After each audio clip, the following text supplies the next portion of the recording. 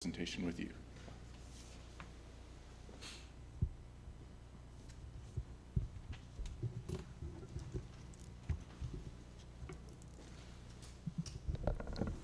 Thank you, Dr. Barton.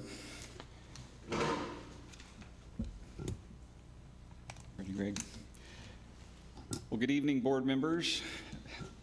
Tonight I have the Spring 21 demographics update to go over with you in depth. We have quite a bit to cover, so let's launch right into it. Next slide, please. The presentation starts with the final overall population and household estimates that we get from our national data source. Esri is the source of these figures that you see here. You can see that in 2020, the district's overall population was estimated to be about 79,000 people, with total households topping just above 29,000. Both of those numbers up 22 to 26% since 2010.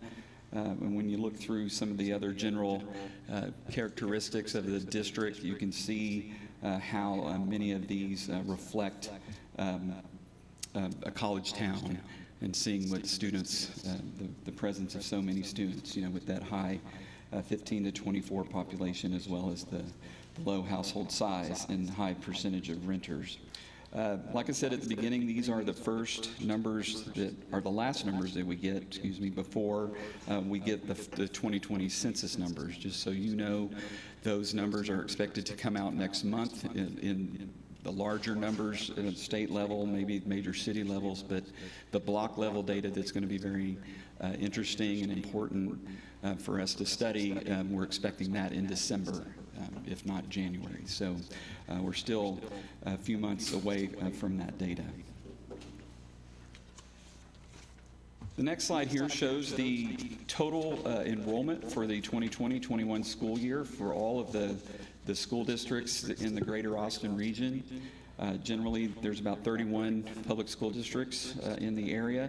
The official enrollment for San Marcos in 2020-21 was 8,013 total students, so that puts the district as the 27th largest among the 31 districts. If you go on the next slide, Greg. Now, these next few slides will take you through some of the enrollment history. What we have here are the annual snapshot data. Again, the 2020 school year, 8,013. You can see that was down from the peak year in 2019-20 of 8,224. But when you look back over the last 10 to 15 years, you can see since 2010, the district's seen a net increase of just over 600 students, or 8.6% growth. The next slide shows your annualized numbers. The chart on the top right has your year-over-year percentage growth numbers. The chart on the bottom right has your numeric change numbers. So you can see the district grew in enrollment 11 of the 14 years pre the COVID pandemic. So this last year, the year-over-year loss of 211 students, that's the most the district has lost in over 15 years. So the impact of COVID-19 definitely felt across the school district. Now, if you'll go on to the next slide, I'll show you that you all are not alone. This theme map here shows the 2019-20 to 2021 school year one-year comparison for all the districts in Austin. And you can see 21 of the 31 districts in the region lost enrollment over the last year during the COVID-19 pandemic. The state of Texas actually lost 2.2% of its enrollment over the last year. So you all experienced what many of the districts here in the central part of Texas have experienced, the average decline, about 3.2%. So you all right just under that. In the Dallas-Fort Worth area, it was 55 of 89 districts lost enrollment. So San Antonio, a similar number to what we see here in Greater Austin. So a lot of the losses fell into those 2 to 4% numbers. The reasons for the loss are many. Number one, parents, fear of COVID. The number of parents that homeschooled their kids increased dramatically. Certain families just simply moved to other parts of the country, or so sent their kids off to grandparents. So just numerous reasons for the decline. So that's one of the questions that we have going into the fall, is just how many of these students come back. If you go on to the next slide, COVID-19 had its biggest impact here in the district and in districts all over the state at the pre-K and elementary level. You can see these numbers in 2-year increments for each of the attendance levels. You can see the heaviest decline there at the pre-K level, down from, it peaked at 484 students in the 1920 school year, and it fell 169 students to the 2021 year. So elementary, or K through 5 numbers also down slightly, as well as middle school being pretty level or more of a flat trend there.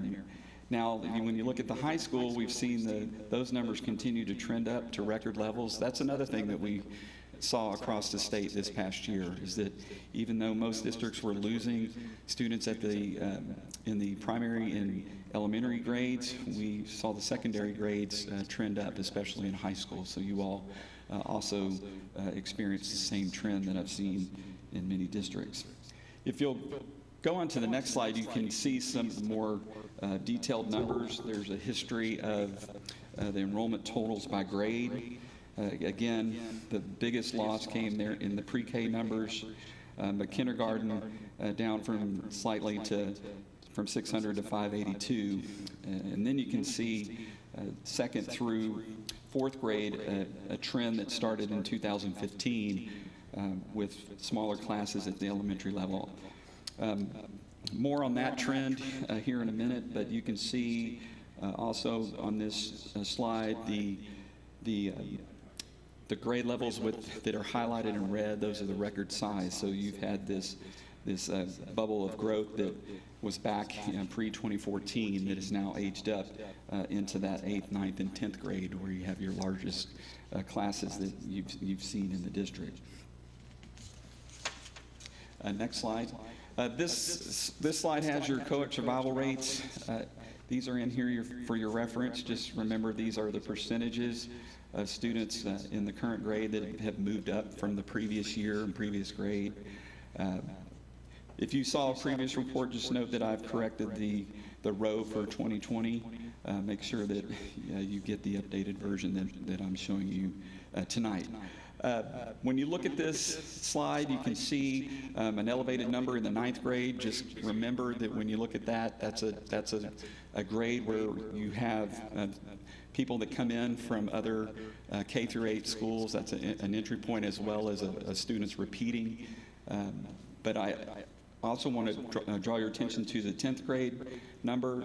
That number, the survival rate from 9th to 10th, is lower than what we typically see. If you all are able to improve your retention there in 10th grade, you'll see enrollment growth that we're about to talk about in the future grow even faster.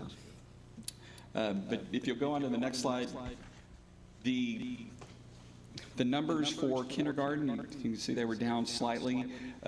That's not related to a declining birth rate.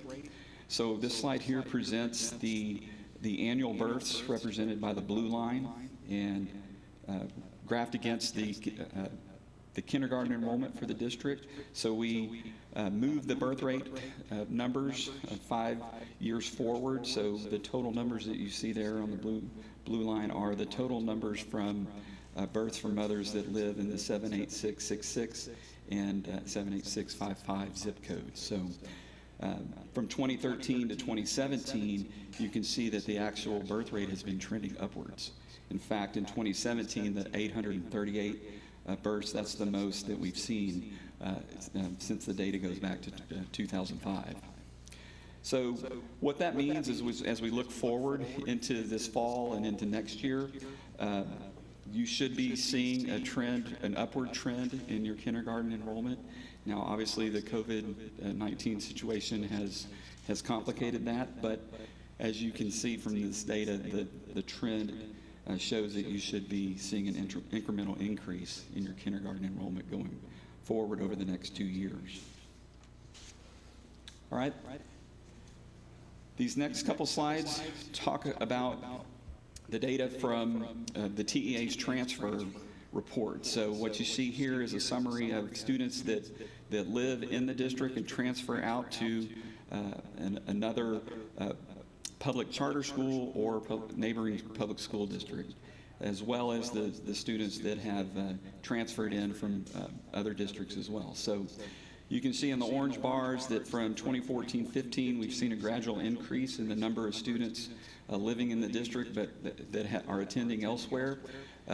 This coincides with the statewide expansion of public charter schools. So as you'll see here in the next couple slides, you'll see just exactly where the state is saying that these students are going. We'll go on to the next slide. I'll show you the detail for the students that have transferred in. If you can see that up until the 2018-19 school year, you all were not allowing many transfers at all, but then your open enrollment policy was expanded in the 2019-20 school year, as well as last year. So some of the growth that you saw back at that first chart where the peak in enrollment in 2019-20 was due to the fact that you expanded your open enrollment. And you can see that where those students have come in generally.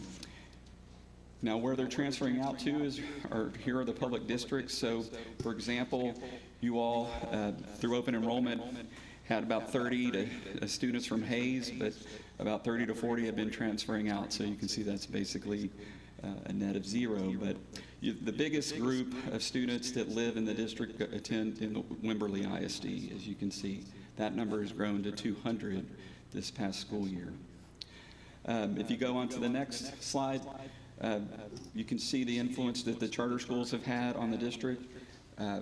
When you look at the Charter Academy, remember that is a rehab special needs facility where they bring students in from other parts of the state and the country in. So they may not have necessarily originated here. But the schools, the charter schools you really want to focus on are like the IDEA Public Schools and Aspire Academy. See how their numbers have grown since 2018-19. So all of these factors are playing into a role in the rate of growth and especially influencing the numbers as we go forward. These next couple of slides give you an overview of the geocoding. So we location map all of the students enrolled in the district, so you can see a geographic dispersion of all of the students that were enrolled in the spring of 2021. We actually did map 2 years of data, so you can see in the column there on the inset table, there were about 8,200 in the 1920 data set, is just over 8,000 that we mapped for 2020. So inside the boundary, you can see there's a change, a decline of about 230 students, and then an outside addresses increased by about 37. So we broke down the data, if you'll show the next slide, using the elementary attendance zones. These give you the total number of pre-K through 12 students in each one of those geographic areas for this past school year. And then I have a year-over-year comparison on the next slide. And you can see that most of your growth came from the west side of the district. Most of the losses in the north central and northern portion of the district. A lot of those losses came from apartments that are located on the northern side of the district. All right, the next couple slides give you some additional demographic data. You have your racial and ethnic distribution of the students shown here. 73% of the students enrolled are Hispanic Latino. If you go on to the next slide, you can see how that racial and ethnic distribution compares to neighboring school districts. And then the next slide has economically disadvantaged numbers. So the state in 2020-21 was at 60% of students on free and reduced lunch. Region 13 is just under 44%. The district has about 75% of the students participating, which makes, with Lockhart and Seguin, one of the highest in the area. Now let's shift gears and look towards the future. So now that you have a general understanding of where we've been, let's talk about what's coming and how it's projected to impact enrollment going forward. So one of the things that's been remarkable is that 15 months ago, if I stood here and told you that I was about to present you these housing numbers, you would have looked at me like I was crazy, because most of the home builders were expecting the housing market to decline, anywhere from 10 to 20% with the onset of COVID. Well, the exact opposite and even more has happened. We have experienced record growth in the state of Texas. The Dallas-Fort Worth, San Antonio, and Austin markets are all seeing record new home construction. Let's talk a little bit about what's going on here in the greater Austin area. So the builders last fall began to really see a surge in activity. That surge has continued through the first half of 2021. In many cases, the builders have continued to raise prices on a weekly basis, and people are still coming. So let's go through, if we go on to the next slide, I'll show you the region. So these numbers are through June 30th. These come from our in the field counts of starts. Those are foundations poured or started, and then closings are visibly occupied homes. So we track the houses all the way from the time that they're platted at planning and zoning till there's an occupied house. So these numbers you see here, 27,000 starts for the region, is a new record. Lot deliveries are trying to keep up. Just think a year ago at this time, the Austin market was seeing about 17,000 houses a year. So a jump of 10,000 in the last 10 to 15 months. And if you'll go on to the next slide, how does this extraordinary growth happen? Well, we've had this convergence of all these factors come together. Number one, the mortgage rate dropped under 3% back at the beginning of the year, and it's held at 3% or lower. The millennial demographic has moved into the oldest part of that generation is now about 40 years old. The typical first home is built or is bought in your mid-30s, early to mid-30s. Millennials have typically waited longer, but with the onset of COVID, as well as the mortgage rate drops, many of the people in that demographic had decided it's the perfect time to start a family, move a home, buy a house. And so that has been a tremendous part of the growth. Big change in market psychology with the importance of a house moving forward. As people decide that they don't want to be in as dense areas, and they've moved further away from urban centers over the last year. We continue to see people move in from out of state, even without jobs. Maybe one member of the household has a job, the other one pretty confident that they will find a job. So these are all things that builders have related to us over the years, over the last year.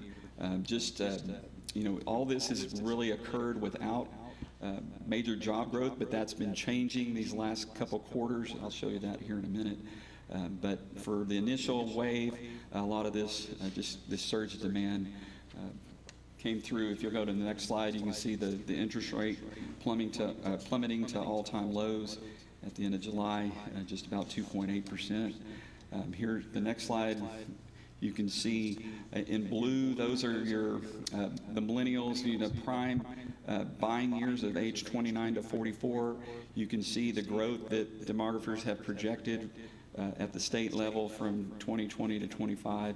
The builders have set up their subdivisions to target these buyers, and the wave is beginning.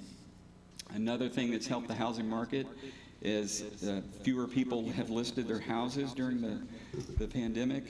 The The supply of existing homes has plummeted to a 31-year low.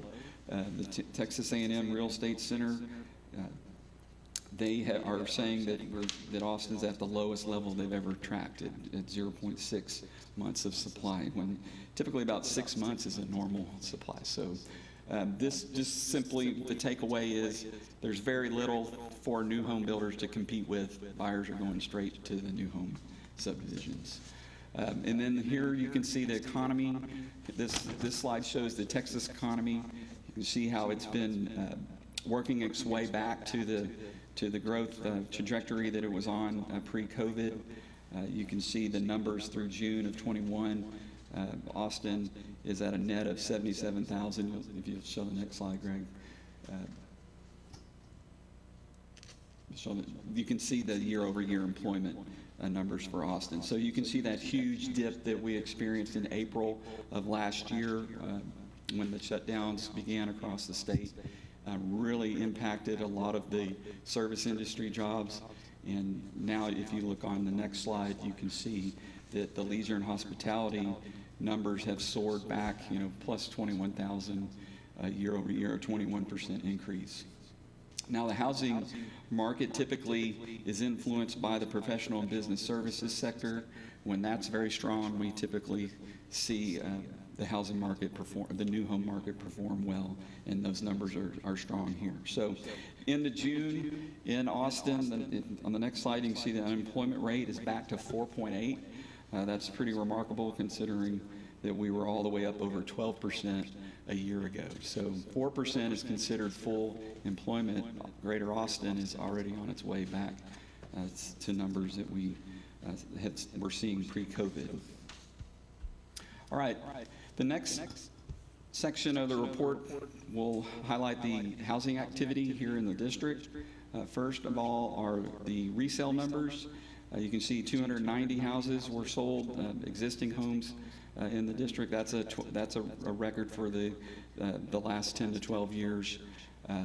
So it's a great time to sell your house because the median sold price of an existing homes is a record $279,000. So you're seeing increasing values.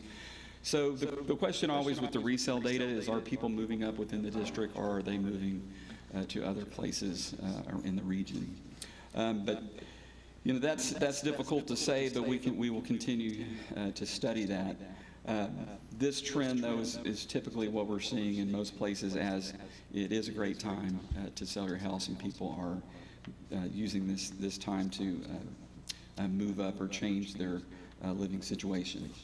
But these next slides are really what I want to focus on tonight. I mean, the number of houses started in the second quarter is truly remarkable. 210 houses that we counted from April through June. That's a record for the district. We counted 63 that were moved into. So if you look at the annual rates for the district here on the next slide, you can see that the start rate has climbed to a new record high of 459 starts.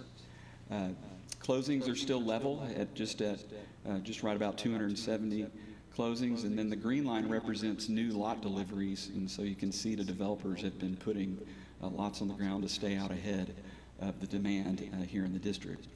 Now, when you look at these numbers, just note that we have not included the kissing tree numbers, the active adults. So, like, if you look at this next slide, it will show you all of the data for all the top districts in Austin.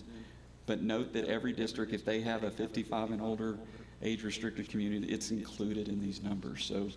So when you think about Georgetown, their numbers for Sun City are still in there, as well as when you look at San Marcos at number 14, the numbers for Kissing Tree in there. But everything else in the report, we've excluded them out of the data, so you can see what the top subdivisions are doing. And that leads us to the next slide.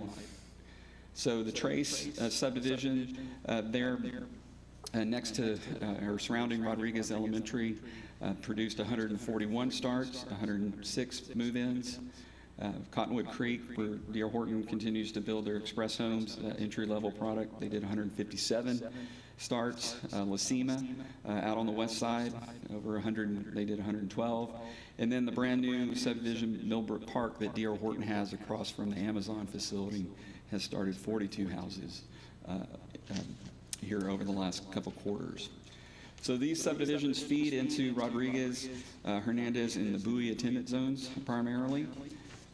And then if you look at the data by middle school zone, the majority of them are in the Miller attendance zone, and then followed by the numbers in Goodnight. So the next slide shows the activity by price point. You can see that the majority of the activity is over $250,000 today. So you do have a wide mix of products that's being built for different buyers, ranging from $250,000 to $750,000. But what's growing right here over the last couple quarters is that entry level and first move up, which is really what's driving the housing market all across the state. So you have the nation's largest builder in D.R. Horton here with multiple communities, and when they set up shop, they usually are here for quite a while. So we'll talk about that going forward. So that's that $250,000 to $300,000. That's where you're going to get your younger families moving in there. So at the end of June, there were 328 homes that were in process. Nearly 1,100 vacant lots that are fully developed. They're just waiting for a house to start. Those are, when you see in our reports, VDLs, that's what we're referring to. And then coming behind those are 472 total lots, and you can see the individual sections that are under development, including out on Redwood Road, the Redwood and the High Branch subdivisions there in the DeZavala elementary attendance zone. Now, in addition to the lots that are in process, you can see on the next slide that there are nearly 16,000 total lots that are planned in the district. I've listed them out here. When you combine them with the lots that are in process, there's nearly 18,000 total lots that are in the district's single-family pipeline going forward. There's a map shown here. If you all want to see the larger version of this map, I'm sure we can share that with you all through Dr. Barton after this meeting. But I'll show you some photographs that we got at the end of June. If you'll start on the next couple of slides. You can visualize some of the activity that we're seeing. Here's the Trace subdivision with Rodriguez Elementary there towards the middle. You can see they have an additional section there under development on the western side there just south of where it's labeled Posey Road. But also note there on the east side of 35W, the Emerson at Trace apartments have started as well. So that's one of the first groups of apartments there at the Trace development. The next two slides show you Lacima. This is a view of the community looking to the south. Perry and Highland are some of the builders in here. This is more of a higher end subdivision, more of your first, second move up type home in this neighborhood. The next slide gives you another view looking back to the north and shows that the newer section of the subdivision. And then here's Millbrook Park that's across from the Amazon facility. You also have the McCarty Commons apartments that have recently opened there on the south side of McCarty Lane. But you can see how big this subdivision is going forward for D.R. Horton. And then D.R. Horton also has out by Bowie Elementary another phase of Cottonwood Creek, and you can see many of the starts going on there in the photograph. And then surrounding the high school here, you can see some of the new apartments. These are the reserves that could open by, they're scheduled to open later in the fall, but the majority are probably going to be right at the early part of 2022.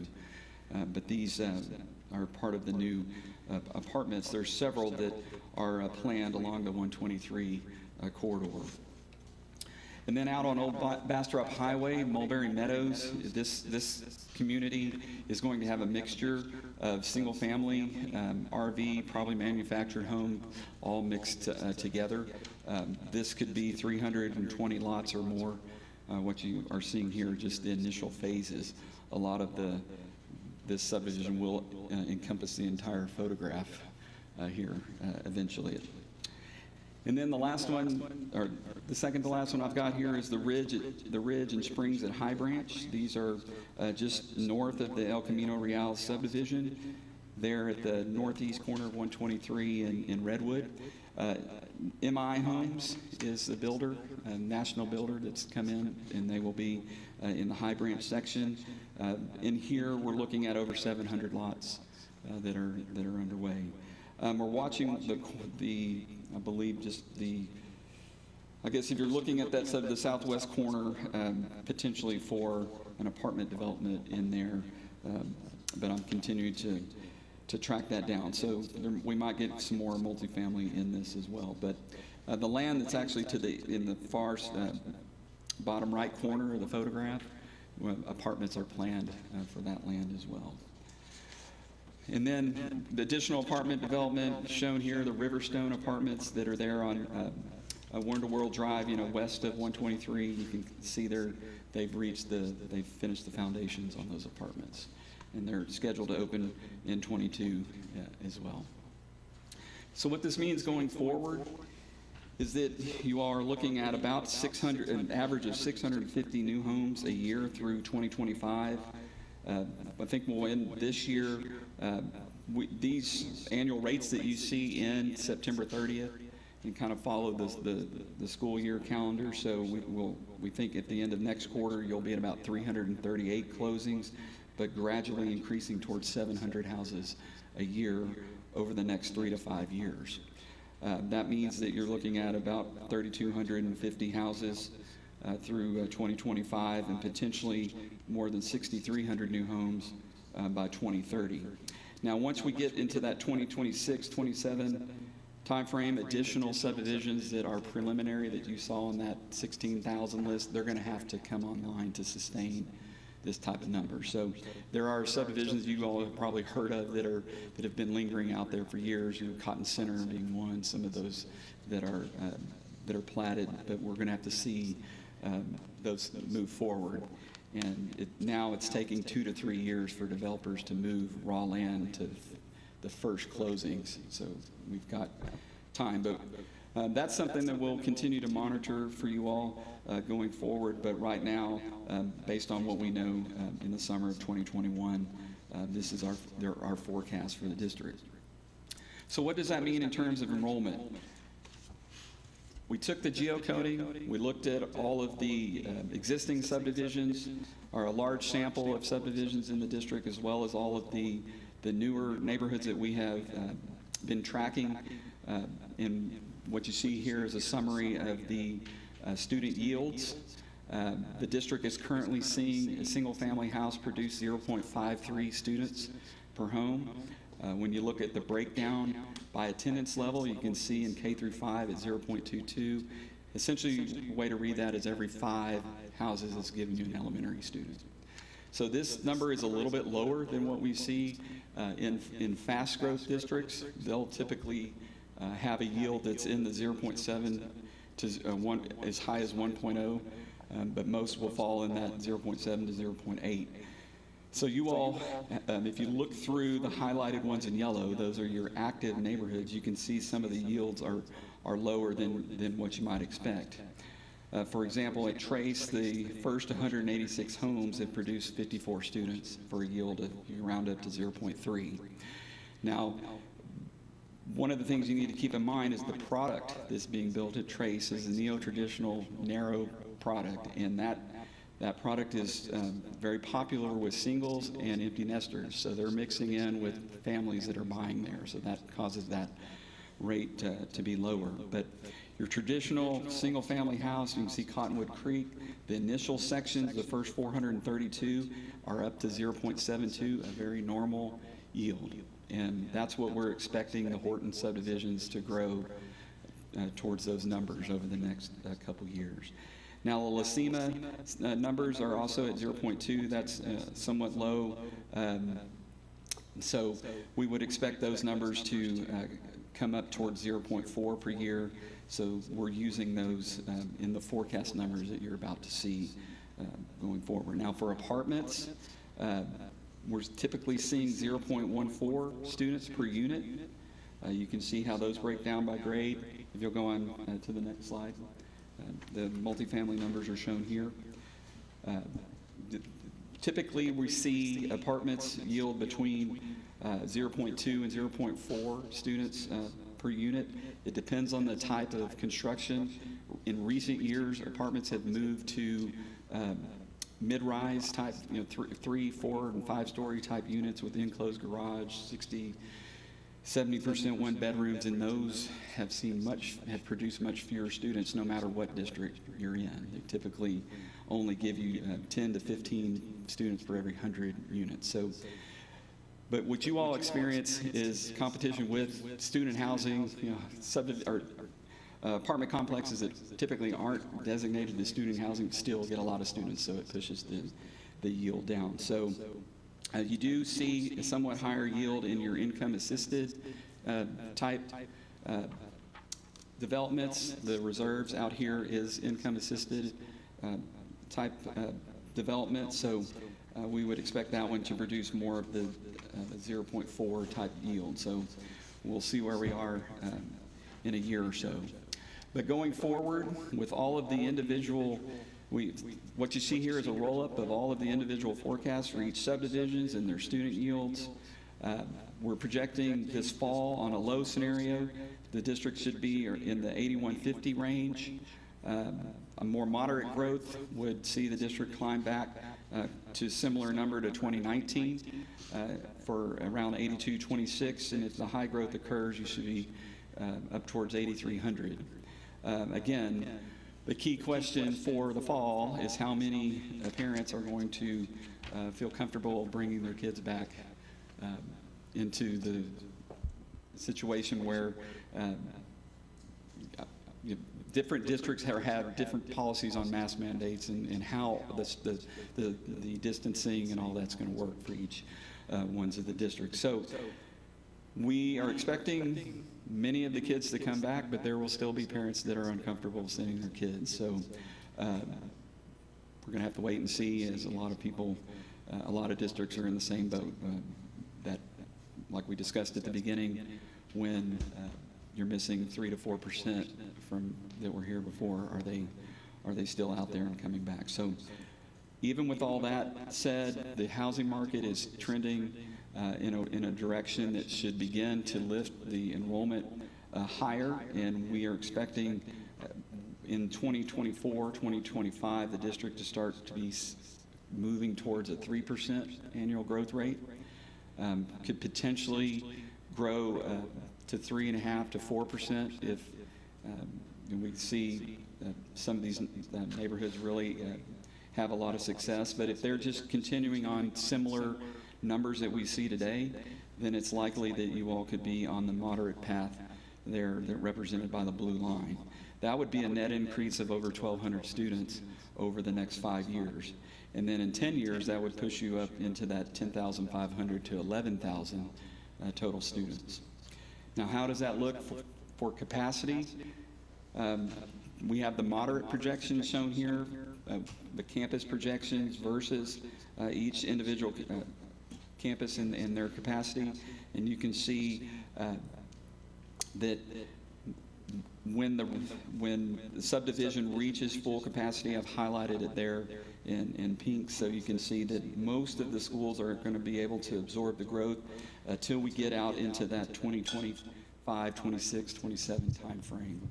And then the DeZavala situation might be the most severe under this current projection set. Now, those are the elementary numbers on this slide. When you move on to the middle school and high school numbers, you can see that Miller projected to reach capacity in that 2025-26 time frame under the moderate scenario. And then the high school is likely good, probably out into the 2028-29 time frame. So overall, this represents a 3% growth rate. If we see slower growth, we have to move things to the right, and you'll have a longer period to absorb the growth. If things get faster, we'll move things to the left. That's kind of the way we teach this worksheet. When you see those overcapacity numbers creeping in, if we see growth get faster, we'll move them up. But right now, the district has historically been at just about 1% annual growth. So to get up to where you're over 2% consistently and 3%, that's going to be a remarkable thing to get to there first. The next slide is just the summary. So the key takeaway is just it's been an unprecedented time with the pandemic. Your district is not alone. Many of the districts have lost enrollment over the last year, and now are waiting to see just where they start the 21-22 school year. But the good news is there's an extremely high demand for houses here in the district, and you have some of the largest builders in the country that are committed to being here in San Marcos CISD going forward. With that, I will answer any questions that you may have. Questions, anybody? Mr. Arredondo? Mm-hmm. My question, Mr. Anderson, is that correct? Alexander, sorry. No worries. Is about the apartment complexes. You referenced, I think, the development that's going in here directly adjacent to San Marcos High School. I believe you called it the Reserve, that is income restricted. Mm-hmm. It's my understanding that there are several other multifamily developments, the other ones you referenced on 123, that are also income restricted. In your forecasting, how do you take those into consideration as far as like not future enrollment increases, but students moving to different areas from within the district, right? Like following affordable apartment complex offerings, which may not increase enrollment, but it changes the distribution of where our students are living, and in turn where our students would then be districted to go to school. Well, that is a great question. That is a difficult thing to track because what amount triggers that family's desire to leave? We've seen other districts where it could be simply $400 or $500 a month, and they move. Now, the challenge that we have is that very mobile society doesn't necessarily mean that many of the kids are leaving or moving from, say, the northwest portion to the southeast portion. They stay in the district. What we see all over the state is it's a mixed bag. You see people that leave altogether and others that will move within the district and change attendance zones, like you're saying. Where we are right now with the district, we are just, we had 2 years of data to study. As we go forward with the district, we'll be able to study that in more detail, and we will be able to look at what areas students have left from and where they have been replaced. But that, in order to get to that point, we have to be able to map multiple years of data. So if we're able to go back and look at, say, add 17 or 18 data, we could start to answer some of those questions. But at this point, with only mapping the last 2 years, I can just tell you that where the kids have moved, at least those complexes, the total numbers have declined. As you saw in that chart, then the overall number in apartments is down, and that's something we've seen in most places. So the question is, where have all those kids gone, their families? Is that? Thank you. Dr. Salmi? Thank you. So I was just looking back. This is a lot of data. Thank you for presenting it, and you presented it very well. Your unemployment reference was for Austin at 4.8%. Did I miss the San Marcos unemployment rate? Is that included and I missed it? The number in the report is for the MSA, is for the Greater Austin region. Oh, okay, so it's for If the you all greater area. want me to present it as the San Marcos number, those numbers get, we have to, they can be delayed a little bit from the No, Texas I understand, Workforce but I think Commission. seeing the income discrepancy between us and our surrounding areas, I think it'd be extremely valuable for us to know what our actual unemployment rate is in San Marcos going forward. But I understand. And the other thing that you had mentioned, sorry, I have another question. It sounded to me like your data presents that we have fewer kids per home and fewer kids per apartment than what you said were fast-growing districts. So does that Correct. suggest that we are not going to be a fast-growing district? We are not going to be a fast-growing district despite this number of homes? I mean, I know that's hard to predict, but what is your prediction? Well, I think that depends on, looking at, like my statement about you've really never grown much more than 1%. So if you get to, you're going to be a fast-growing district internally, you're have the going to be that homes. way. But when you're judging yourselves versus Liberty Hill or something, they're in another category. Okay, so I did understand that correctly, though. Okay, thank you very much. Mhm.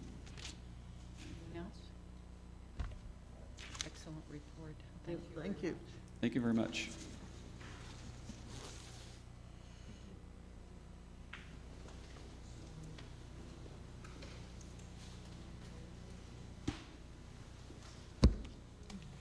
We're going to go into closed session as authorized by Section 551.074 of the Texas Government Code.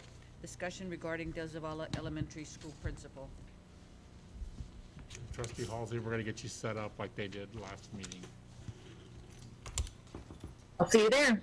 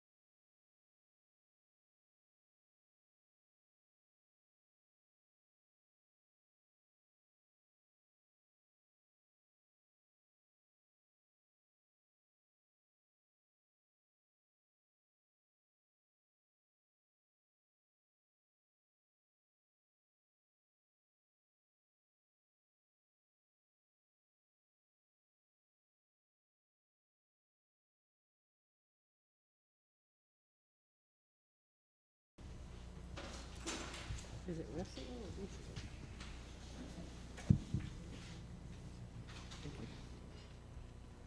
Ready for, we're gonna consider the approval of DeZavala Elementary School principal. Do I hear a motion? I move that we approve Nicole Recio as principal of DeZavala Elementary.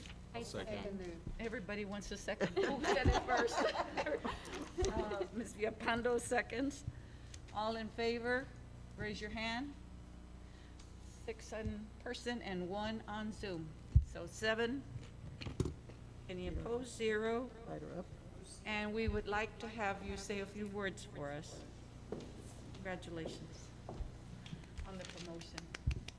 Good evening. Thank you so much. I am deeply honored to have this opportunity. I stood in front of you a few years ago as the assistant principal of Rodriguez Elementary, and it's been one of the greatest experiences of my life. I really, truly believe that, and being able to be in this role at San Marcos, where I call home now for 7 years, has been such a privilege. I know the importance of being the principal. I understand the responsibility of it, and I want you to know it's something I take very seriously, as I know everybody in this room does. I am especially excited to be at DeZavala, to be around students that are in the bilingual dual language program. Coming from Laredo, that is something that is very near and dear to me. Being biliterate is extremely important. It's empowering, and I want our students to leave DeZavala being proud of their biliteracy. And as far as my own Spanish, me entiendo bien, pero que le puedo hablar es más duro para mí. Pero voy a practicar con los estudiantes y las familias y trabajar mucho por nuestro año. That's pretty good.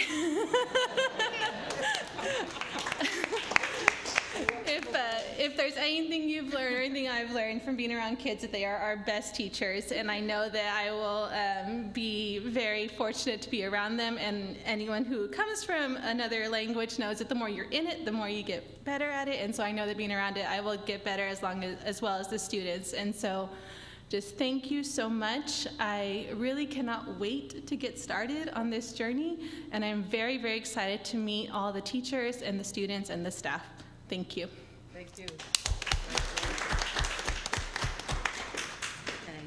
Bien hecho. Muy bien. We're ready to begin our agenda prep. Mr. Superintendent, will you want to go through our agenda? We have a return. We have our return to, Oh, I'm sorry. Turn to campus, yeah. Turn to campus plan first. I Mr. skipped that. Wozniak will be, Yes, I was going to skip you. She I'm thought so you were just sorry. part of the agenda. Agenda prep. he would volunteer. Because I had put a little arrow, I missed it. I like that, Roger and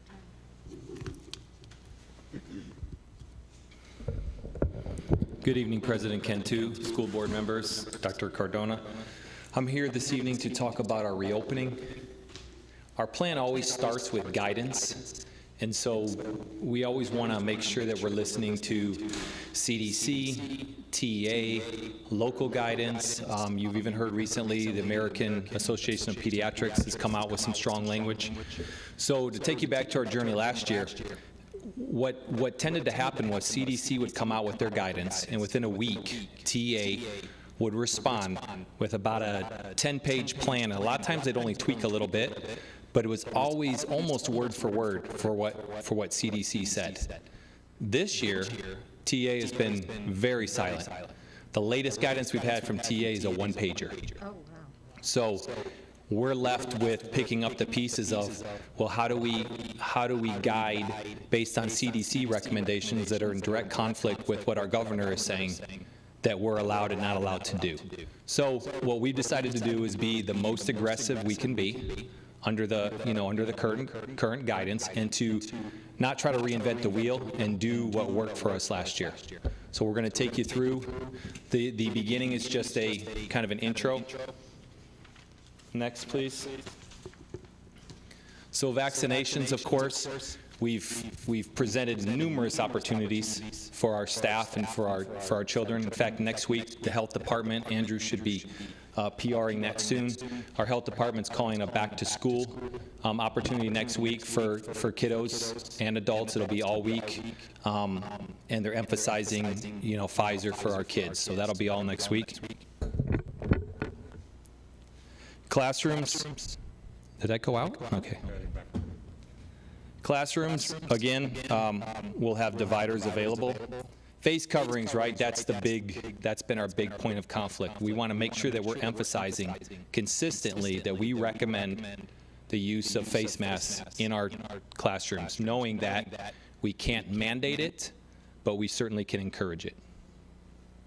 Sanitation and cleaning, almost identical to everything that we did last year. All of our procedures, all of our daily cleanings, down to the cafeteria tables between each lunch period, the protocols for what happens when somebody does test positive, how we address that room, how we address that area, the use of our misters, the use of our disinfectant, all identical to what we had last year. Next piece. Again, you saw the CDC came out very recently and said, we recommend face masks on all buses. We can't mandate, but we certainly can encourage. So again, that's going to be the message from our bus drivers to our campuses, that we highly encourage face masks on the buses. Certainly, of just the common sense practice of it, and we talked about this last year, it's a capsule. And so that was one of our biggest fears right when we started this journey last year, was putting kids on a bus that traditionally doesn't have great ventilation and then trying to navigate what's in store there. So bus drivers have been trained. They did a wonderful job last year. They'll continue to have windows down. They'll continue to offer hand sanitizer at the, at the step. We have temperature checks, all that kind of good stuff. We just can't mandate the masks. Physical distancing, if you recall, that changed slightly from the 6 to the 3. So our stance, again, is always we want to distance adults and kids at 3 feet when feasible. If you're sick, stay home. That's going to be a message that we continue to harp on this year, which is know the symptoms, and then if you have those symptoms, stay away. And then from that, right, we always know that there's a series of protocols that go with that. So if you call your supervisor, which is a directive that we have, you must tell us, if you're symptomatic, then we will guide you through what that looks like, which is the same as last year.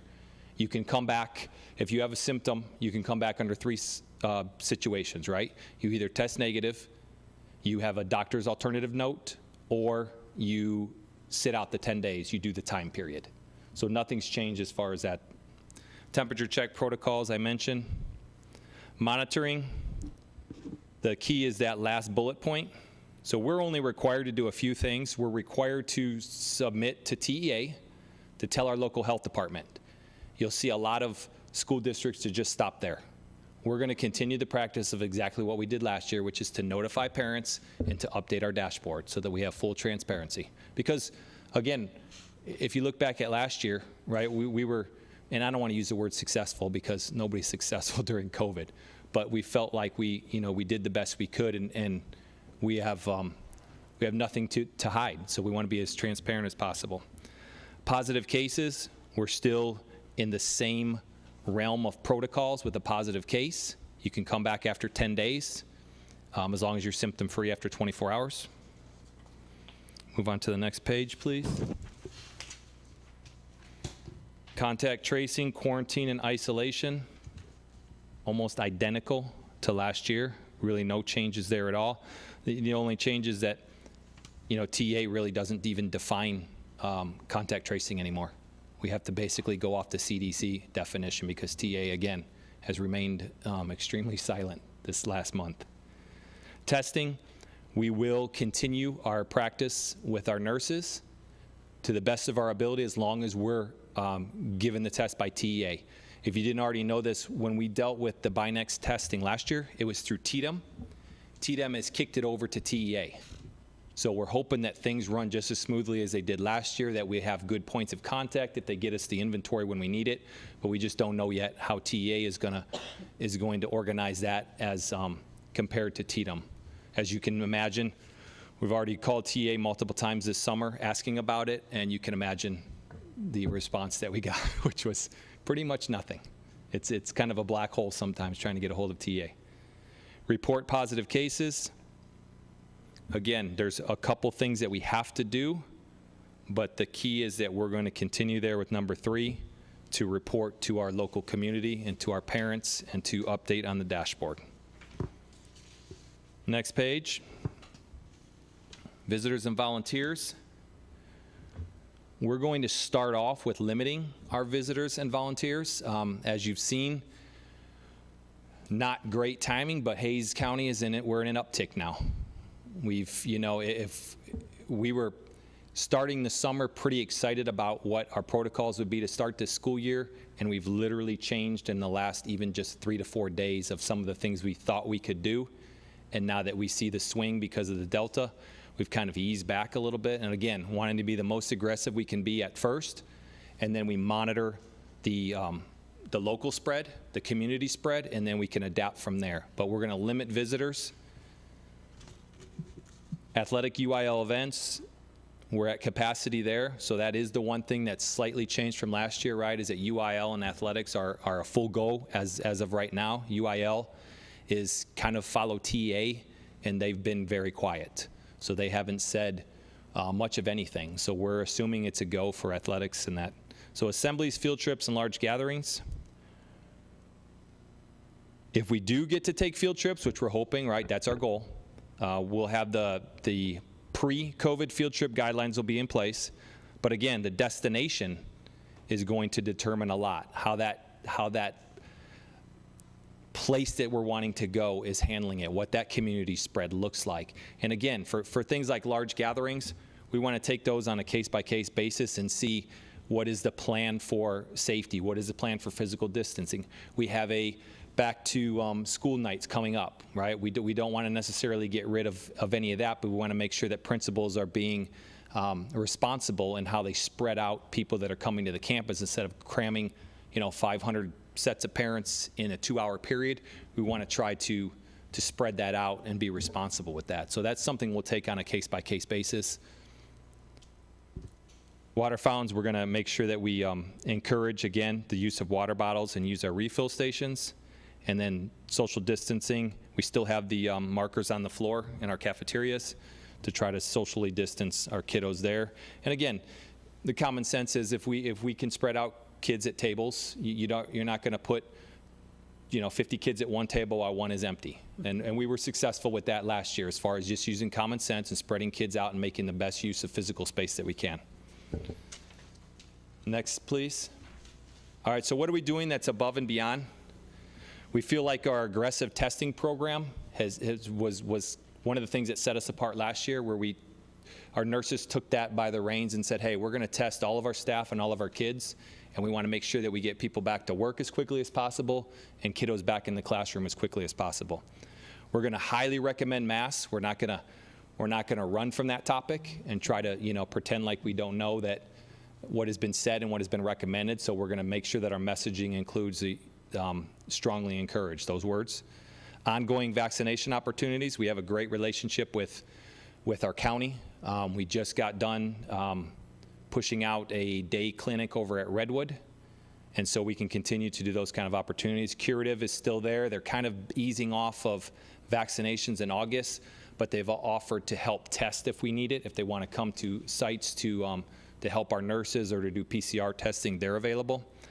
Valuable resources via community partnerships. Again, I mentioned Hays County. We've got a relationship with Curative, right, to send people over to the Goodnight site to get PCR tests. We've got a relationship with My Emergency Room that we can get our people in at a we call it the VIP treatment. They've offered that to all of our staff to get our people in at a reduced rate. They don't have to pay emergency room visits. So we've got those kind of relationships that we feel help us in this fight. Again, the transparent communication, the continued screening practices, and the visitor limitations are all things that we feel like set us apart. Next, please. There's just a quick visual of what we have in inventory right now. I think we've got enough disposables to last us maybe 5 years. And then last but not least, there's some of our disinfectant. The one, as you can see, that's the big one, is we've got 42 50-gallon drums sitting in a warehouse ready to ship to campuses in case we need to. You know, those were for refills in case y'all had not known that or had not been on a campus. You see giant blue drums sitting in workrooms with a pump, and that's what custodians and teachers would use to refill the portable bottles. And that concludes our reopening plan. Questions? Dr. Sami? Who performs, thank you for this, it was a good presentation, and I appreciate all the information. Who performs our contact tracing? How do we do that as a district? Our contact tracing is performed by our assistant principals and our nurses. Okay. Both have gone through the training that's offered online. It's not really, to say that you're certified to be a contact tracer is kind of a stretch because it's such a limited training, but it does take you through some modules on, you know, best practices and how to do that. But it's a team effort. A lot of times it's an assistant principal, it's a nurse, and it's very much run like a discipline investigation. A lot of interviews, and then ultimately, many times, in many instances last year, they would default to me and they would call me just to double check, which was great. It was a constant communication with the nurses saying, hey, I think I know what we've got here, but let me just run it by you. And we would work through that, and you'd be surprised how many new situations we'd have, right, where we would be like, I've never seen that one before. Right. So, And I have another question about the limiting visitors, which, of course, I understand. However, the first day of school is sort of a different circumstance for lots of families. right. So, is that on a, campus by campus basis? I ask because I had a terrible back to school experience at one point. And so with a young child, as a parent, these things are sort of different. So do we have a policy for the first day of school for all of our campuses? Are they being handled different? I'm going to meet, so I have a 4-hour training with the assistant principals tomorrow. Okay. So that's one of the topics that we have, because we're just now introducing this with your feedback and then getting it to them. So we've even had some administrators, like assistant principals, that haven't seen this yet. And so once I calm them down, and then we'll start to get into the specifics of what does everything look like. Because again, we want to put a clause in there, and I think we did at the very beginning, right? Subject to change. And I'm not exaggerating when I said one of the drafts that I had finished last Friday, there was about 3 pieces that changed today, and the people in this room can verify that we had to work through some things just because of what we saw over the weekend around the country, and just knowing what our numbers are in Hays County has already changed some things. So it might be a weekly, change of direction, so we need to be patient. So will Andrew put that out on the website, or how will parents know if they can? Tomorrow, I think first thing in the morning, we're gonna make a plan of attack to who we want to message and in what order. Is that correct, Andrew?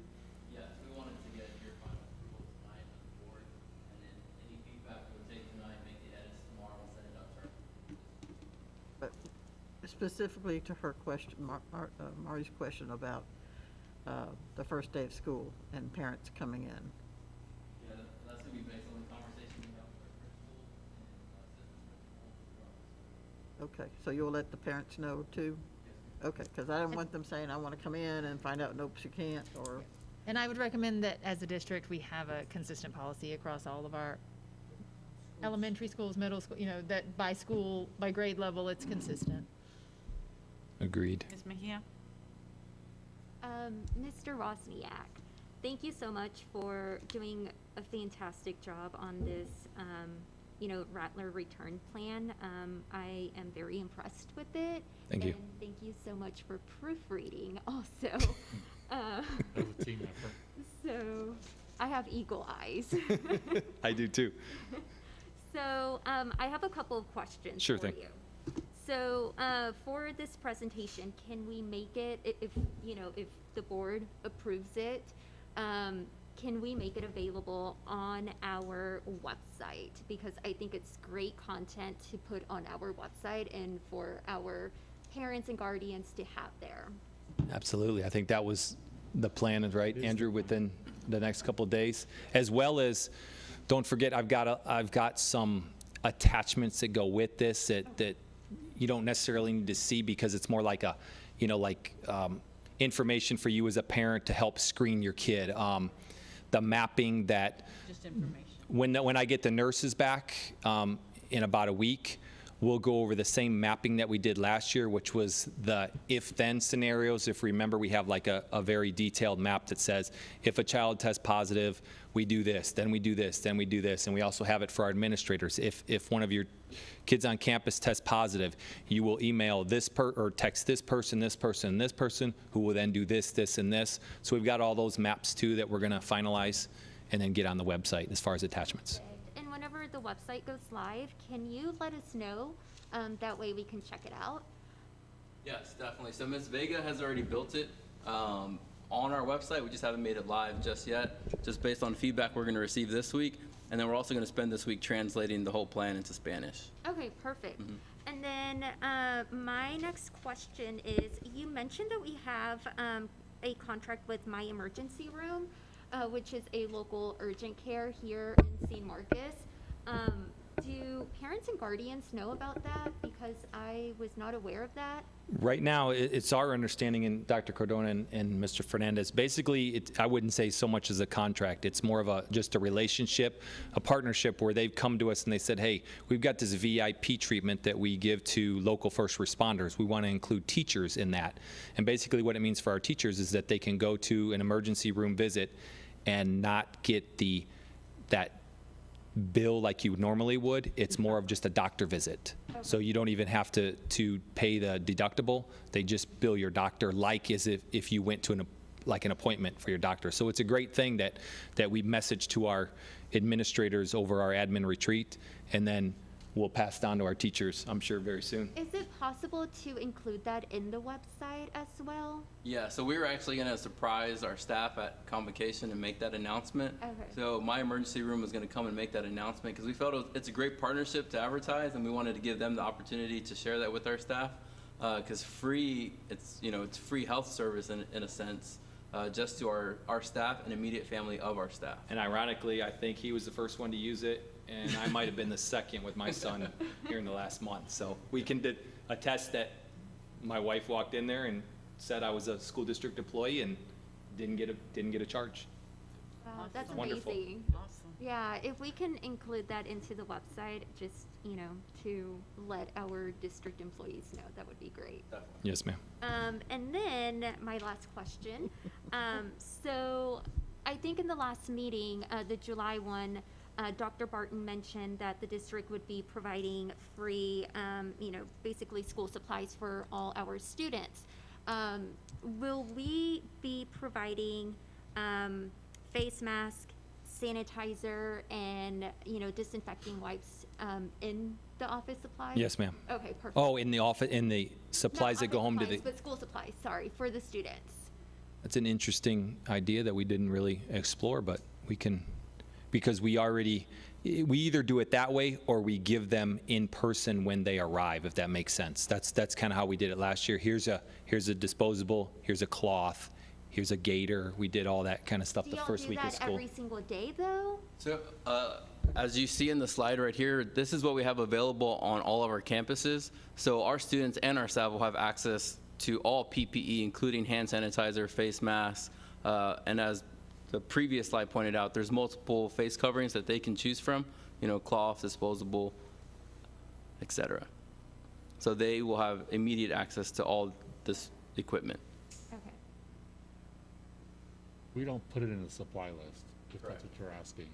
That's taken out of the supply list for them. And the principals just take care of their instructional materials. We cover all like the tissue paper and stuff like that. Okay, cool. Mr. Arredondo? Thank you, Ms. Cantu. I'm gonna try and keep my frustration for our governor to a minimum as we go through the remainder of this presentation. Echoing Trustee Mejia, I would really like, I'm still kind of confused or I'm curious as to the back-to-school school supply distribution. I think that's been deferred to campus leadership to figure out the best means and method and mode to get that to families. But I echo, again, Trustee Mejia, if there was any type of way that we can start from the very beginning emphasizing and encouraging masks and hand sanitizer and providing it by the district, I think it just communicates our sense of urgency and commitment to that expectation. I understand that it is not a requirement, but again, heavily encouraged. So if that were included in those back-to-school distributions, supply drives that each campus is hosting, I think communicating that from the very beginning and every interaction with our students and families would be great. Similarly, with back-to-school nights, again, just modeling the behavior in which we hope people will have throughout the academic year. Similarly to Dr. Salmi, I understand a lot of times we say campus principals are going to decide and more information is going to come from campus principals. In this regards, I would really like to see like district-wide standards of operation. If I'm a volunteer for my child at Bonham, I would really hope that the same policies and procedure are the exact same for my child's campus at DeZavala and the high school. With the way that COVID is going, I mean, we just have to be even more cautious than last year because we have less tools at our disposal to operate safely. So if I'm a principal and I really want parent volunteers at Bonham and I just let everybody in, I mean, I don't want to see what those conversations or those scenarios might look like, right? So I would really appreciate and encourage district-wide operating procedures when it comes to who is allowed on campus, who is not, what exemptions are made. Because I mean, I will at that point in time say who let these people on campus and why was his justification made if there's a COVID outbreak, right? And I don't want to put that on a principal because they thought they were doing what's best. I'd rather that be a central office decision, and that way the principals can kind of hide behind that, right? Like I know they're not going to hide, but I'd rather them say, you know, this is district policy, we're limiting visitors, only essential staff, only for here for like an ARD or a parent conference or something, versus, well, I just want to have lunch with my kid today and might expose everybody, right? Right. So really, district-wide consistency is key for me. And Mr. Fernandez, last year you did a phenomenal job creating like PSA videos about how drop-off and pickup and lunches and how everything was going to operate. If those things can be replicated this year so that people understand even better, and again, for all of these practices to be in place by the back-to-school night events, even better. So what happens at the back-to-school nights is the exact same that happens when I drop off my kid that first day of school and 6 weeks into the semester, right? It's all the same. It's never changing.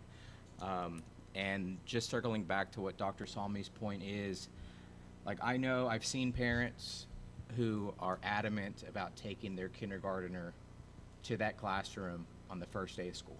And I get that. I don't know how that's going to be handled. Again, I know campus principals, leadership is figuring that out.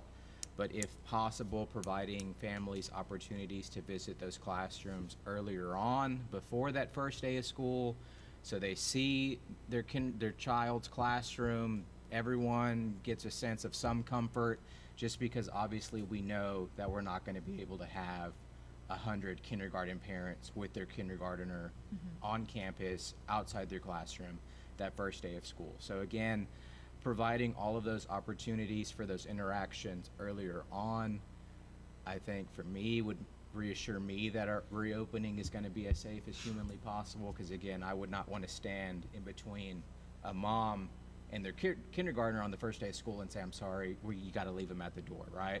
So providing them those additional opportunities before the first day would be something that I'd be very interested in seeing and would be in supportive of. And like Trustee Salmi and Mejia said, thank y'all so much. I know, and I've seen like the one pager that TEA has sent that's kind of said like, do all the things to keep your kids safe, and that's it, right? Like, so what does that mean? But again, so thank y'all for being as proactive and diligent about this situation that unfortunately our numbers continue to go in the wrong direction, right? But we opened safely last year, so I have all the confidence in y'all that we're going to open safely again this year, even though we're getting even less support from the Texas Education Agency and our governor. So thank you all. Thank you. I also would like to follow up on Trustee Arredondo's comment about the PSA videos that were done last year.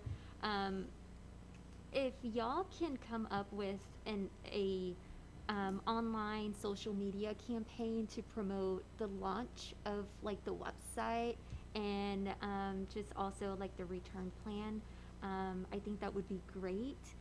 We have a lot of district employees that are very active on Twitter, and then also parents and guardians and even students that follow some of us on Twitter. And so if we can help out in any way and like reposting that onto our Facebook pages or like, you know, even Twitter accounts, let us know. You know, the key in making this successful is basically sharing, spreading the word. Yes, ma'am. Ms. Villalpando? I would just like to say that thank you for this information, and I think the suggestions are wonderful about what needs to be done. But my questions that I'm getting out in the community are about whether we're going to be doing virtual or in person. And have you? Well, I don't know. I guess the superintendent is who I'm directing the question to. Do you have any, I'm sure you're thinking about it or whatever, but. We think about a lot of stuff. And I gotta say that what happened last year, we had no experience in. And the good thing now is that you do have the experience, and I think you're doing a good job to present it in that way. Thank you. Currently, our plan is to begin in person. As you know, I think the trustees already mentioned the changes from the governor and what they've mandated. So our role is to bring kids back. I think from last year, I think we all know the data and we all know who did not do well. We know what works, and so we will not have a virtual platform. Now, that doesn't mean I'm sure we will have students who have medical issues, but we have a homebound program that if they qualify for special education, they would get those services anyway where they can stay at home. So our special education department can work with those families who qualify medically or who are medically fragile. And then, you know, we have another year of the learning management system under our belt. We're doing more training with the learning management system to get better. And so, you know, I'm sure we will have unique situations where, like we did with the flu or other things, where families will work with the schools to have access. You know, in the old days, I say the old days, a couple of years ago, the counselor would go around to the teachers and get a packet of information, and then a parent would come by and pick it up if there was issues. Well, now our learning management system is that packet. So, you know, that's the plan. We would like for TEA and the governor to make different decisions about funding, but they are not doing that. And so, you know, the districts that have chosen to go virtual, they're eating it out of their budget, and it's significant cost. You know, Austin has $500 million. They can do stuff, but hopefully, Like they mentioned that they would. you never know. Things changed over the week, and maybe next week TEA may come out with a different guidance, and then we'll adjust. We think our teachers can adjust pretty quickly, but the plan is to be in person starting August 23rd.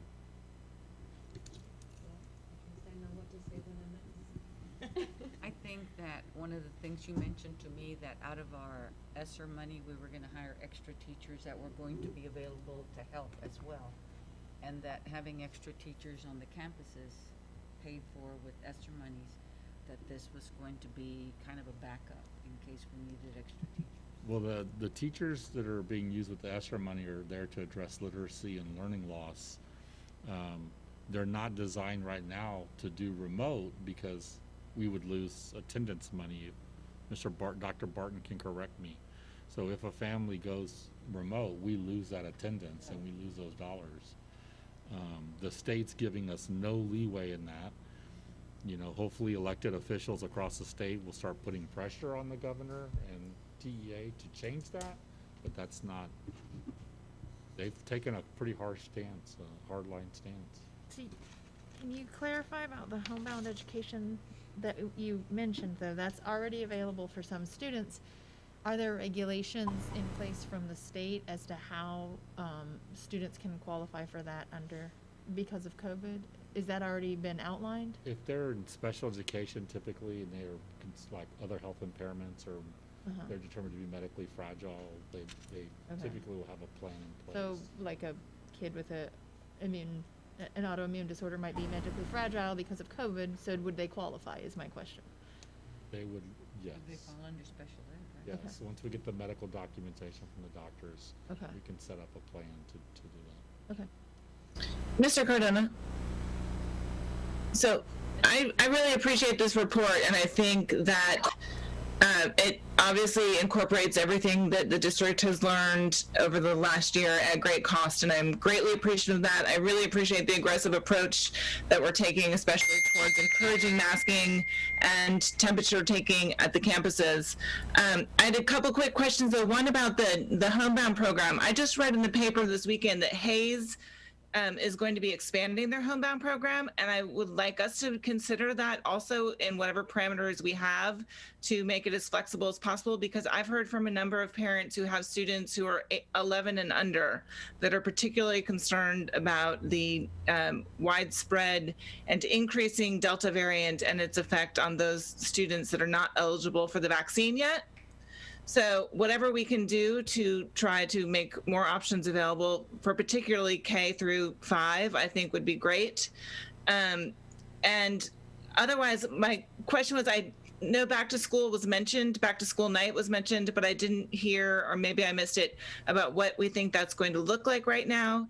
And I also wanted to ensure that we are still continuing with the 6th grade and 9th grade orientations. I think especially with the renovations at the middle school and all the upheaval that students have had in last year, those incoming students really need to have that experience. And I'm trusting that Mr. Wozniak and his staff is ready to start vaccination clinics for our 11 and unders once that vaccine is approved. So just to kind of reiterate what we said about those back to school nights, we have no plans to cancel them. What we're trying to challenge the principals with, and again, they really haven't even heard this information yet, but to try to see if we can have some schedules that spread people out on those nights or on multiple nights. That's great. Are we done? Any other questions? Oh, Ms. Mejia? I have one more question. So Dr. Cardona mentioned the flu. Flu season is right around the corner. Can we have a vaccine clinic that will include the flu and then COVID-19 vaccines together? Is that an option? That way, we can have a good turnout from our community and, just prepare. Yes and no. So we have, for the last 3 years, worked with E3 Alliance to do flu shots for our children, and in this area, they have not, as of yet, mentioned adding the COVID vaccine.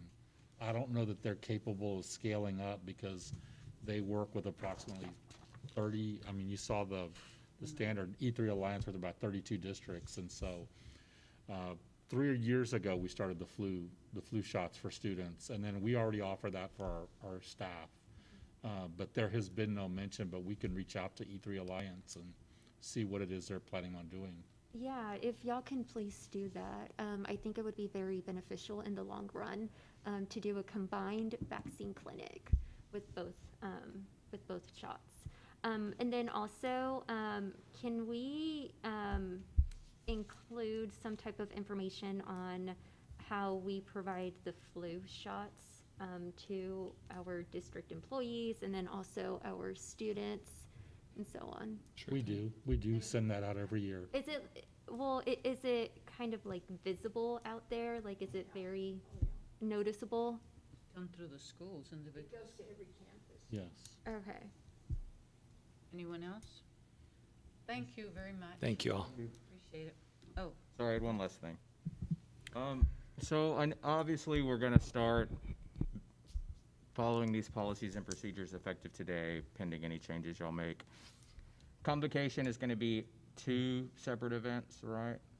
So again, another perfect opportunity for us to model all of the behavior of mask wearing, hand sanitizing, social distancing, all of the things, right? Setting the expectation, and hopefully all of our administrators and staff lead by example, right? So can someone explain that to me before we adjourn here? Because I've had some staff members say, you know, we're going in person, what does that mean, so on and so forth, so. Well, we had a very lengthy conversation about convocation this morning, and one of the first things that I know Andrew was working on was the distancing at the center that we're going to make sure that the chairs are spread out. And then again, like you said, having all the PPE available, and then messaging our employees before they even get there about what what our plan is and what we're encouraging them to do. So that was, I think we talked about convocation for probably 20 minutes this morning, right? And that is the reason why we are splitting up into elementary and secondary convocation. So obviously, the Performing Arts Center here at the high school can hold, just under 1,100 people. And so we'll have 500 secondary and department staff in there. So we're going to ask them to spread out. And then, of course, strongly recommend masks. And same thing for our elementary. So we have around 400, 500 staff on the elementary level. And we're going to spread out the chairs at Embassy Suites. But really, that is the main reason why we split up convocation. It breaks my heart to not have one big convocation, especially in a one-horse town like San Marcos. But we felt this year was a good idea to just split it up into elementary and secondary. So is it going to be at the PAC or? Yeah, so the elementary will be at Embassy Suites at 8:15. And then the secondary and department convocation will be in the Performing Arts Center here at the high school at 2:15. And I'll send you a calendar invitation, and we're working on a calendar or a graphic to send out to our staff this week. Thank you. anyone else? Mr. Arredondo? And just again, and I'm sure y'all thought of this, but I have to just say it. I know that our ISD staff ride the buses to the event center to the high school. So again, in the ways that they've done that, it just seems like a perfect opportunity to again not only have the staff educated on the policies and procedures they might not see, right? Like what our bus drivers are doing when children are getting on the buses, offering hand sanitizer, the windows being rolled down, et cetera, et cetera. So again, any way that we can build those components of the safe reopening for our staff to see the day of convocation so they know, because for instance, I know what's happening on the buses because y'all present it to us as a school board, right? But a classroom teacher might have their own concerns because they don't know what's happening on the bus from the neighborhood to the time the child gets to their school, so they're hesitant, or what if a sick kid shows up in my classroom and it's, well, here's all the things that are going on before they get there, right? So any way of building that into convocation, them riding transportation, whatever that looks like, even better. So thank you. And to your point, Trustee Arredondo, is what we want to do a better job of this year is internal communication. I think we do a great job of communicating with our community, but oftentimes it's board meetings where our staff is getting information. So what I've tasked myself with and Ms. Vega with as a team is doing a better job of internally communicating with our staff of construction updates, just policies that are changing within the district. So we're going to try to do a better job of an internal newsletter that's just for our staff so we can keep them up to date with things happening in the district. Wonderful. Thank you. Yes, sir. Can we also be copied on those emails? Oh, definitely. Yeah, okay, Yeah. thank you.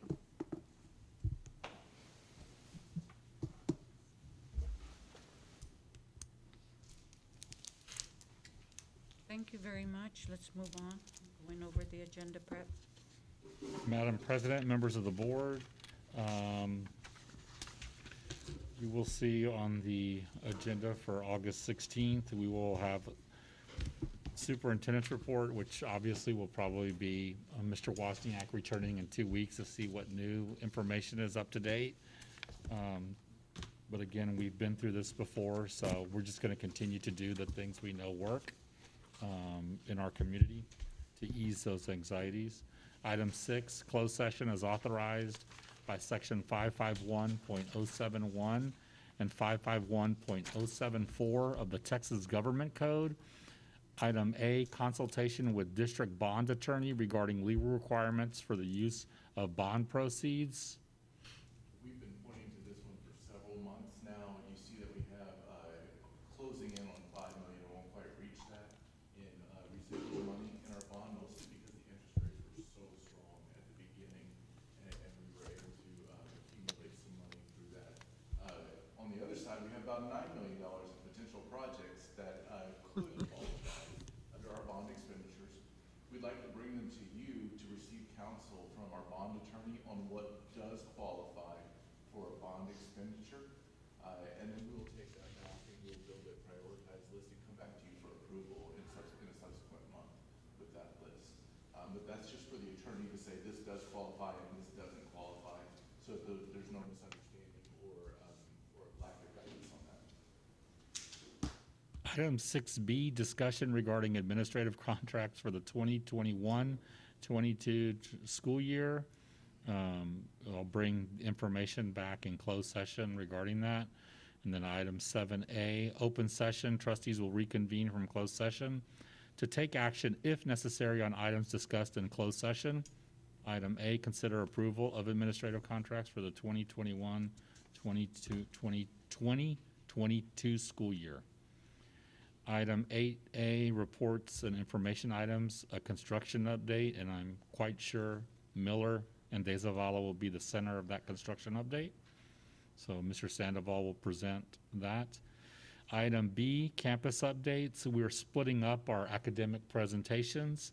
So instead of Mr. Sanders presenting San Marcos High School, Miller Middle School, Goodnight Middle School, we'll correct that grammar error, the spelling error. And Travis Elementary School will be presenting their academic updates.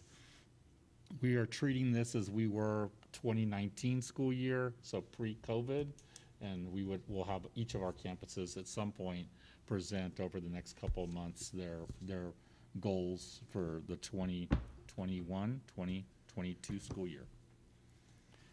Item 9, approval of consent agenda items. Item A, approval of minutes for the regular scheduled board meeting on July 19th, 2021.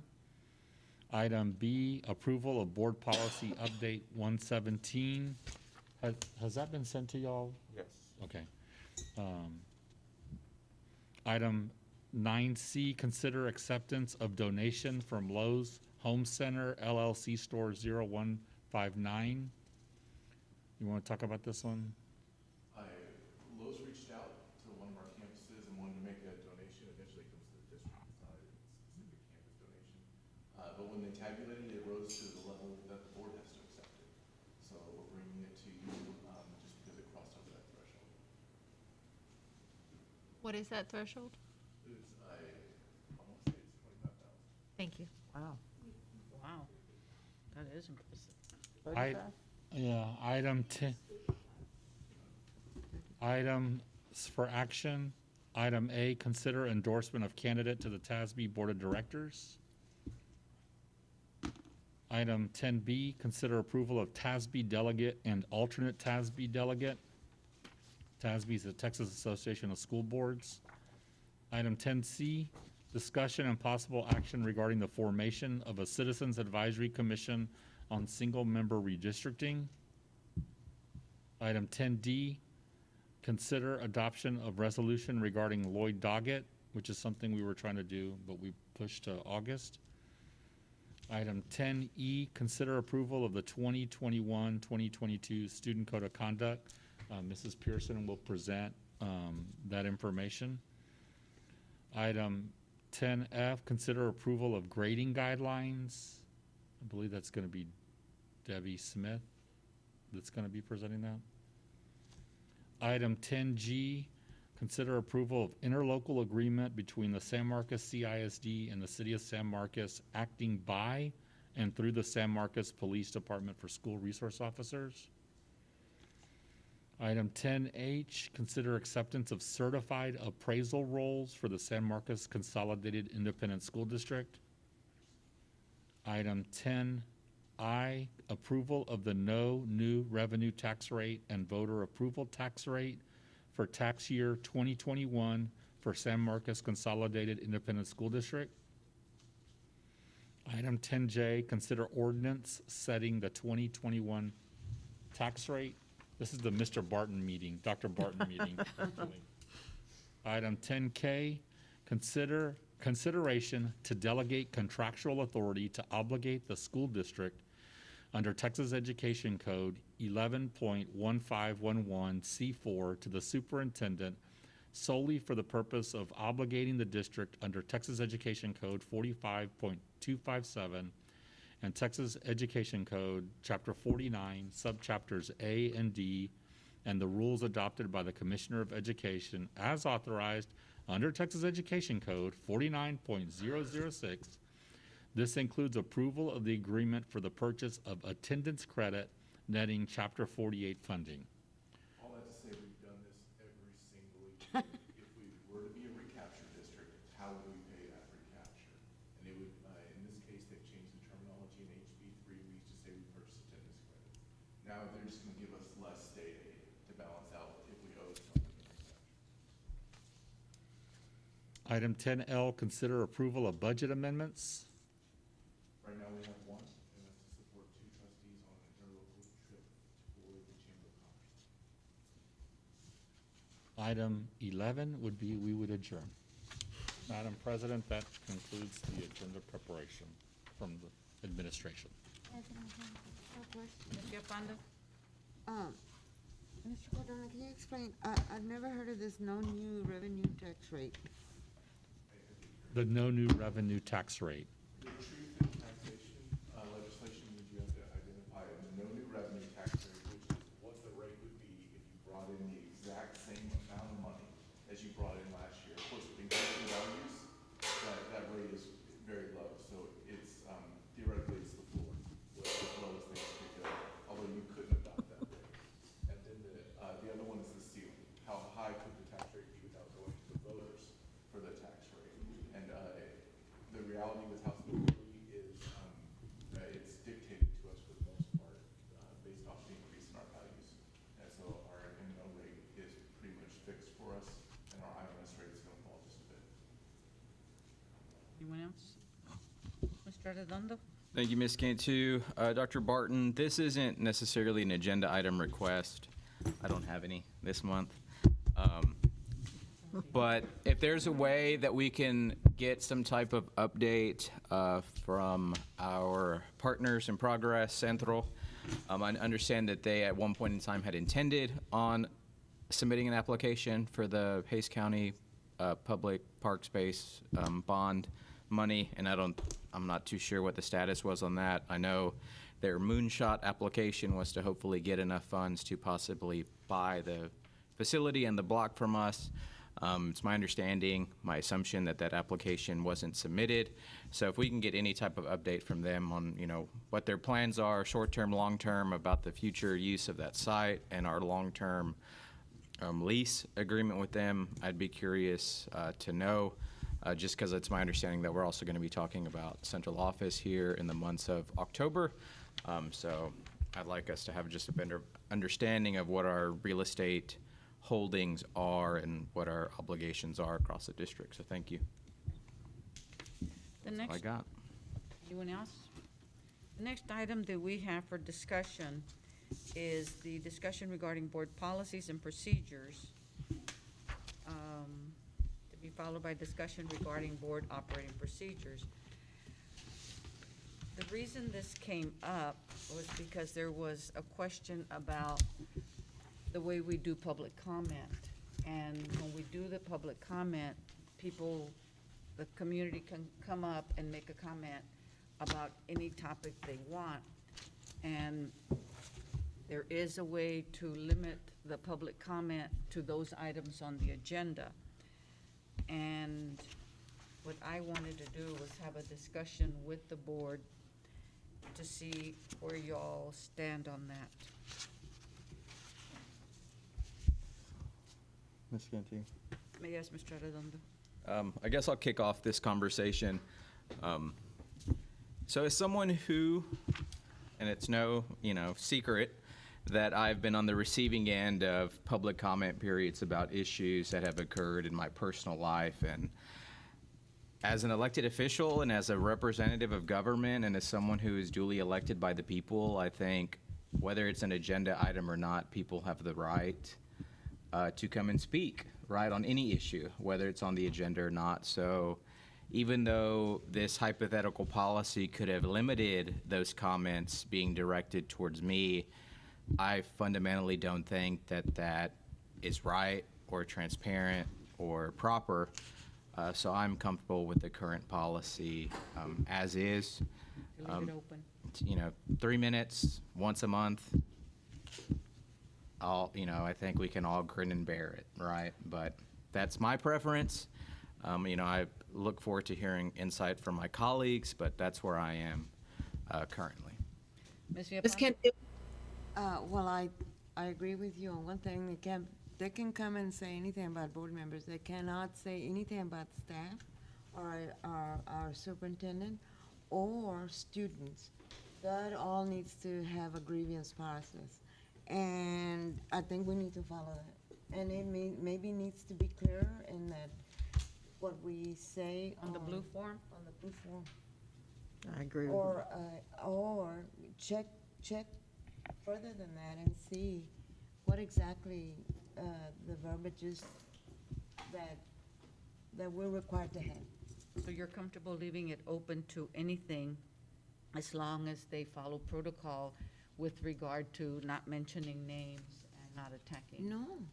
And following. It cannot be a staff member, the superintendent, or students. That all has to go. We've had people come in and talk about students. We need to put a stop to it. And that, and I think that should be also for board members. We cannot go on and on about any staff member as has happened in the past, okay? So you would like and for us for to- us not to put a stop to it is wrong. Somebody needs to say something. It's on page 4, We look at page 4. number 6. Board will not allow complaints regarding individual personnel in open session unless required by law. The board shall refer only to an employee's position title when discussing the employee in open session. The board will not allow complaints against individual students in open session. So maybe this needs to be incorporated into our blue form to be more specific. Exactly. Thank you. Is everybody in agreement?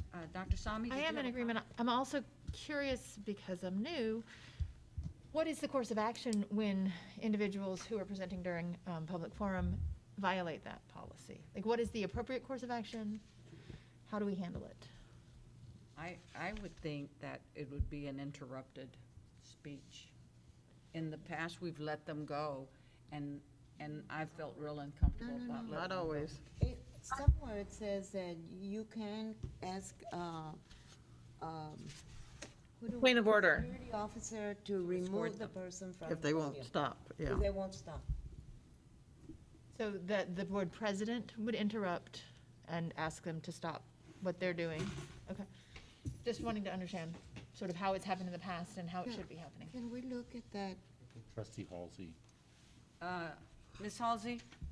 Yeah, Ms. Cantu, I agree with Mr. Arredondo and Ms. Villapando. I'm not interested in seeing any further restrictions placed. I think that we addressed this several years ago in the policy in the board. Policy manual is very clear. Maybe we need to publicize that better. But I think it's appropriate for people to come and be able to speak on whatever topic, because there are so few opportunities for people to engage anyway. I think limiting that is problematic. But to Dr. Salami's question, I think it need not just be the president of the board that raises the issue. Any board member can call a point of order during that public comment and raise a complaint or a concern, and then the president can make the request. Okay, thank you. Anyone else? That was mainly what I wanted to bring up about the policies and the process. The other item that I wanted to discuss was about moving our agenda prep to evening. The new rule that I understand is that now that the pandemic is somewhat over and the rules have loosened up, they require us to have our meetings in public, in person, with the majority of the board, maintaining quorum. So if we're going to do that, I think that we could move our agenda preps like we did tonight to an evening. But let's just keep it to an agenda prep, because tonight we've covered a lot of material in addition to our agenda prep. In the past, we were doing, and this is for your benefit, in the past, we were just reviewing the agenda. And we did this at noon, and by 12:15, 12:20, sometimes we were done. Then there'd be a discussion on items we wanted to add to the agenda, and that was fine. But I understand now that it has to be in public and in person for the quorum. Now, if someone can't be here, we can have them come in, as Ms. Halsey has today. We can have as many as 3 people come in on a Zoom, because as long as we have our quorum in person, in public. Okay, so are you proposing an evening meeting on Monday, the same day? I'd like a discussion on Oh, that, okay. because I know that you're not able to be here for It any. falls under the board operating procedures. It does fall under board operating procedures. Okay. Can you So- clarify who is requiring this? Who's requiring it? TASB and TEA changes after September 1st, correct? As of September 1st, The governor too. Like after 9/1, everything's got to be in person, and it gives you a little bit of leeway. midnight, September. Could we see that policy and then have this discussion at the meeting on the 16th rather than tonight? That'd be We can. fine. If you have it, you can get it to everybody. And we can delay the discussion for that, because we still have time to discuss that. And it's not an action item, it's just for discussion. Well, I can provide some insight as the person who works in San Antonio that's here.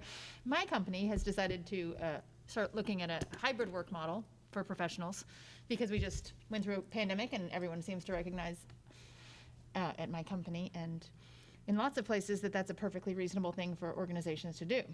That said, I may have some availability to come on Mondays at noon because of that. So it's definitely an option for me now. I just wanted to, throw that out there.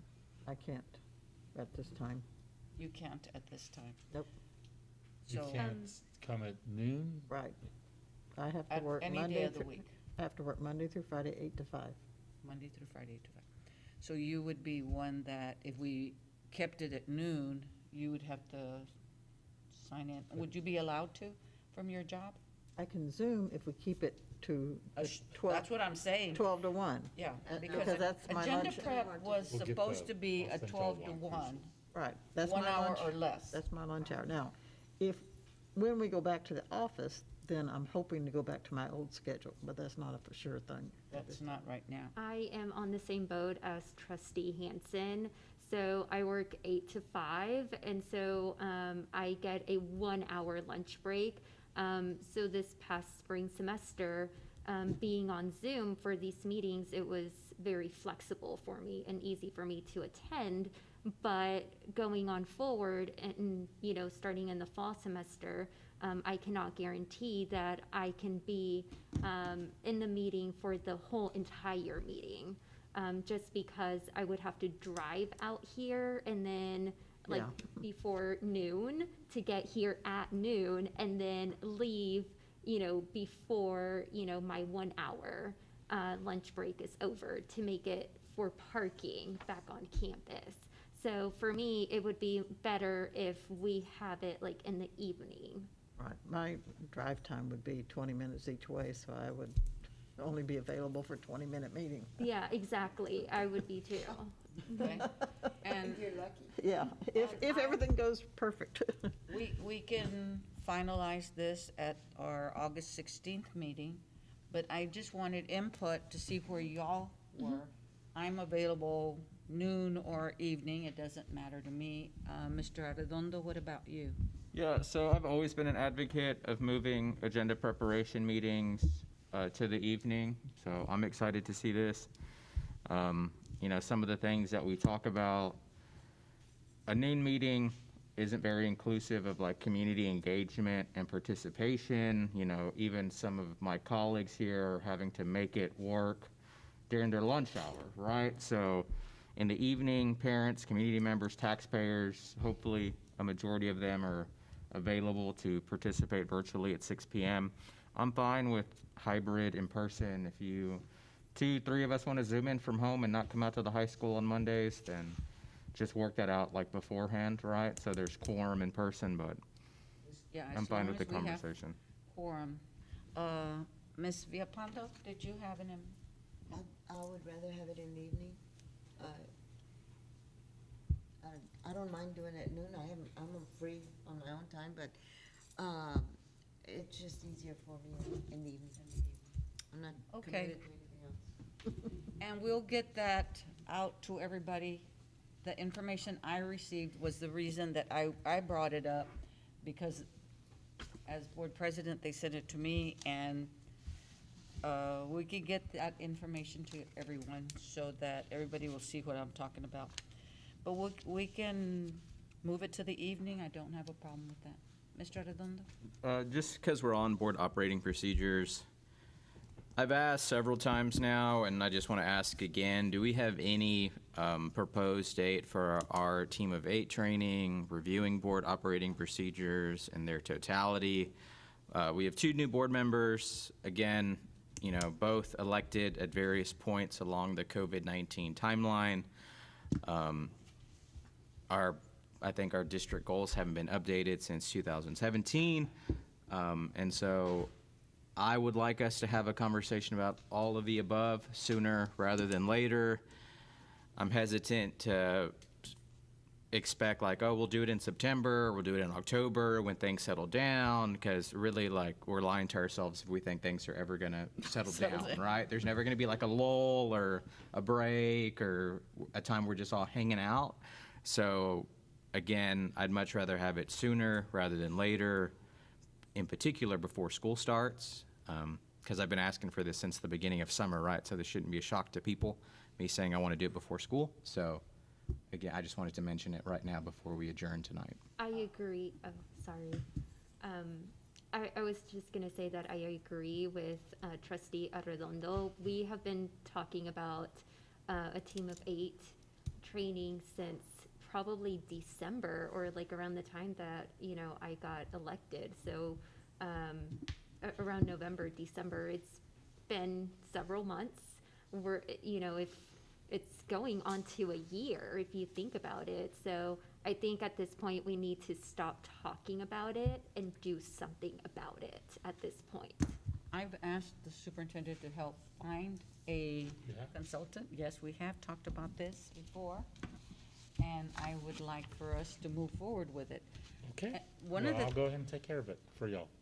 On a Saturday, please. on a Saturday, and everybody should be present for a Team of 8. Yes, ma'am. Has to be or doesn't count. Otherwise, it doesn't work. I'll do a doodle poll on Saturdays first. Appreciate that.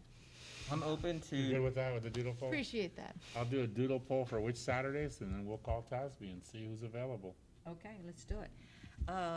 One of the things that's in here that we've not done, and I have brought it up a few times, is a self-evaluation that maybe after we get our Team of 8 done, we can work on that next.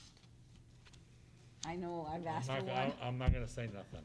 Okay. Because that was a part of the Lone Star governance training that we, to do a self poll. I think Trustee Halsey's even brought up brought that, so like. I mean, I'd like to see us move with that. As long as I've been here, I don't think that we've ever done a self-evaluation. Never? A board evaluation. No. I would love to see us work on one, because it can help us improve.